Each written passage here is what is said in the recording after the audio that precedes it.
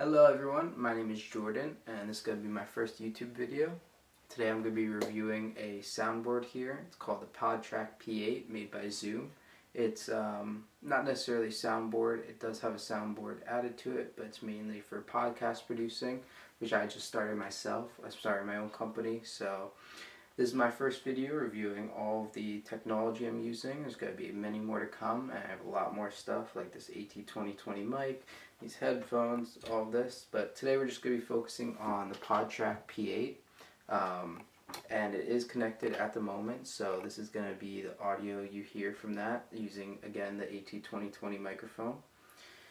So I've only used this probably about 2 or 3 times, but I have already fell in love with this thing. It has so many different qualities about it that other ones have not have. So let me just get straight into it and start dissecting it. So I'm going to actually change angles really quick, give you guys a close-up, and then we'll go over all the different buttons and all that good stuff. Alright, see you there. So this is what it's going to look like when you guys power it on. Alright, so once it's powered on, you can see here that gives you all the different audio levels. Over here is your soundboard. What I really like about this is the versatility of it, because there's a lot of different ones like the Focusrite and Rodecaster Pro. I think the Rodecaster Pro is the closest one to this one, but from my knowledge, I believe there's only 4 different inputs on that, whereas this one has 6 microphones and 6 headphones, so you can have up to 6 guests, and they're roughly the same price, so this is definitely a good bang for your buck. So to get into some of the specifics of it, over here obviously you have your volumes. So this is going to control the output. I'll adjust this so you can hear it. This is going to control the microphone volume, so let's lower that. And as you can tell, the volume is a lot lower. I don't even know if you can hear me. And we'll turn that back up. So I don't know if you could hear me there or not, but obviously this lowers and raises the different microphone volumes. These are all of the different mute buttons. Some people do recommend having all of these channels muted in case of any interference or whatnot, but I haven't found that to be the case yet, so unless it really becomes a problem, just leave it as is for now. Other than that though, like I said, there is 6 different inputs. Over here is for the different type of microphones you have. Over here is a really cool feature they added, so you can get, which I ordered, so I'll show you guys when that comes in. Should be getting here by tomorrow. It says here the BTA2, so that's actually another Zoom product. So you plug it into there, and it's a Bluetooth that connects straight to your phone, and so you can have call-in interviewers. So it'll connect straight to your phone, have someone call in, and it'll record it just like a microphone, which is really cool. Over here we have the soundboard. So on the I don't even know how I skipped over this, but obviously you see this big screen here, which again I don't believe the Rodecaster Pro has, but I don't want to compare that. I just want to talk about this one since I haven't used that one yet.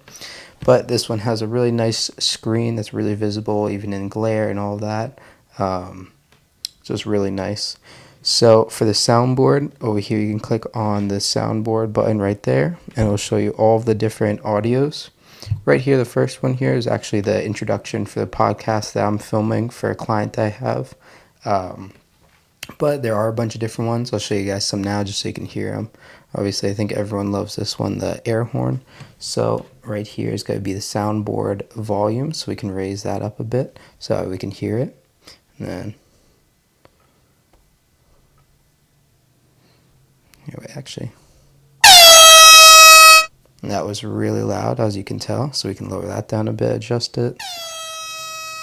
So you have a bunch of different ones preset on this, and there's a library where you can add it as well. But a really cool feature, which obviously you can see I already used here, is you can, once you have something recorded in this device, you can clip it and add it as a sound. So that's what I did here, and you have, I believe, 4 different banks where you can have different files, different sound bites. So if you have different podcasts that you're producing or different segments, you can have them all organized, name them, and rename the different banks so you know what you're talking about. So it's a really cool feature, again, really versatile.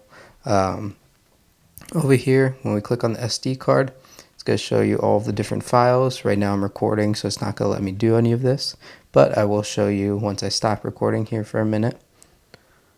All right, and then the one downside that I found so far, which really isn't even a downside because they added this feature, on the back, once again I'll show you, but on the back you can add batteries, so you don't have to have the plug-in charger here.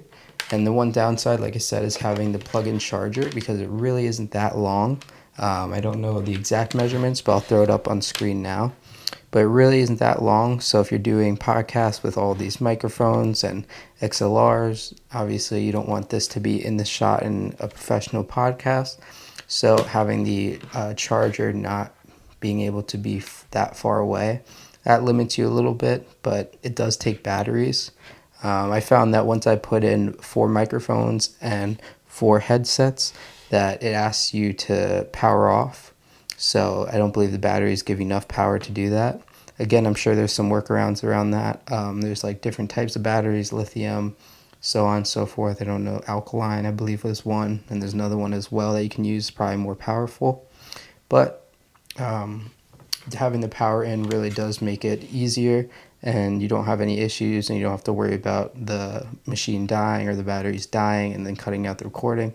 So I definitely recommend having it plugged in, especially for podcasts. Maybe if you're just doing something short and quick like a YouTube video or whatnot, you can just use the batteries, but which again is a great feature to have. If you forget this, just pop some batteries in and then call it a day. But again, the power source is more ideal.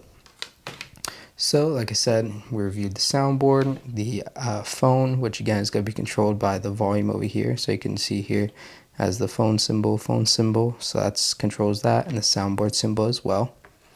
To get over here, we have the 6 different headsets, which I really like about it because they are all color coded as well. Just again, a small little feature that they added, which really brought it over the top here. And then over here is going to be all of your different microphone outputs adjusting the volume. So this is going to be you guys won't be able to tell, but in my headset now it's getting louder and lower. So there's 6 different ones, which are all recorded as well. Down here you have some really cool features again. The recording button, playback button, stop button, and this one right here is probably my favorite that I've used so far. So this allows you to put a flag in the spot of the audio. So as soon as you click this, you can see here, recorded, and it's going to put a flag right when I click that at that time mark. So, which transitions into our next segment here. You can actually edit the audio on this, and again, I don't believe it will allow me to on here at the moment because I'm recording. Let's see. Nope, so it's not going to let me do that at the moment, but again, I'll show you guys. Which is a really cool feature. I've used it before, and it helps you add in different sound bites and also just trim down big audio files before transferring them to your computer. So you can just cut out the intro, the middle, the whatever excess parts that you don't need. You can just cut it out real quick. Use the headset to listen to it, transfer it, cut it. Again, a really, really cool feature. And this thing is rather tiny. It is a little big, but I believe it's about 16 inches. If I had to guess. So it's really not that big. The thickness, not that thick, so it fits in a backpack.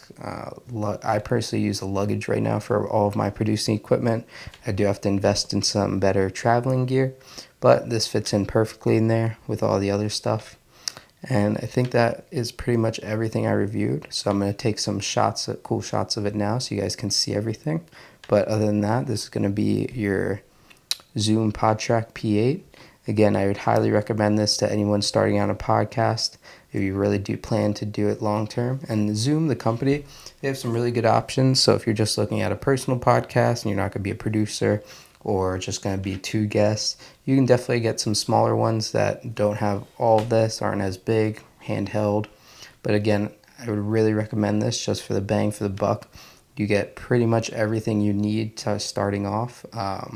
You have the soundboard, you have the touch screen, you have all the volume controls, all the output controls, you have 6 microphones and 6 headsets, which is really, really amazing. So I'll show you guys the back now.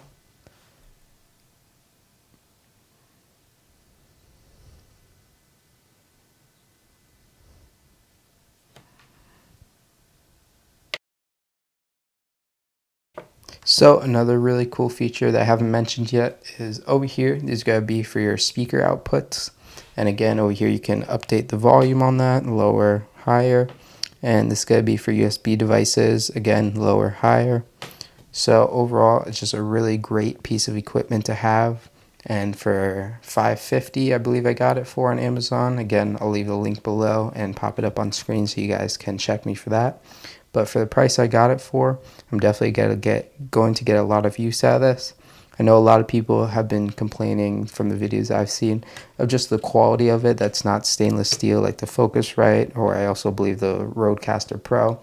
But honestly, for everything you get with it, the soundboard, the 6 microphones, the volume adjusting, the editing with the screen, touch screen, it really is worth it. And I'm sure that's where they save some money on production as well to keep that cost down, so it wasn't a $1,000 to $1,500 item. But really worth it. I would definitely recommend it to anyone who is looking for a piece of equipment like this. Alright, so this is going to be the back of the Zoom Podtrak P8. So over here you can see it's going to be the SD card, which has easy open and pop to eject. And it's going to be your power source, power on and power off, USB-C. And on the back here you do also have, twist this around here. Over here is going to be your batteries. I believe it's it's going to be 4 AA batteries. I'm not going to open it just in case for whatever reason. But as you can see here, AA size times 4. So 4 AA batteries in there will power this thing. But like I said, I do recommend plugging in the power source right here as well. Keeping that plugged in so that way you don't have to worry about it cutting out of the audio or the batteries running out of power as well. So again, as you can see there, that was a live example. I was in the middle of speaking and I forgot that it wasn't plugged in, so I just unplugged it really quick. And then the batteries, I guess the batteries I had are almost out, so I just cut out of that audio and I have to reshoot this now, which again isn't a big deal. But when you're filming a podcast for people or clients or professional studio, you definitely don't want that happening a lot. It's going to interrupt their groove of thing. It's going to stop the whole workflow, take longer. Then you're going to have to put in new batteries. Then they might die again. So like I said, it's definitely better to just have it plugged in. But again, a great piece of equipment. And that's going to finalize my review of the Podtrak P8. So this concludes the review of our Zoom Podtrak P8. Expect some more reviews in the future. I know I'm definitely going to be doing one on the DJI mics when they come in, as well as some other audio and visual equipment, as well as the carrying case that I use. So stay tuned for more content. You can do that by subscribing, liking, following below. I also have links to all of my other social medias. And like I said, I am starting my own business out of this, so I'll be doing a lot more content for you guys. So thank you for watching, and make sure to subscribe below.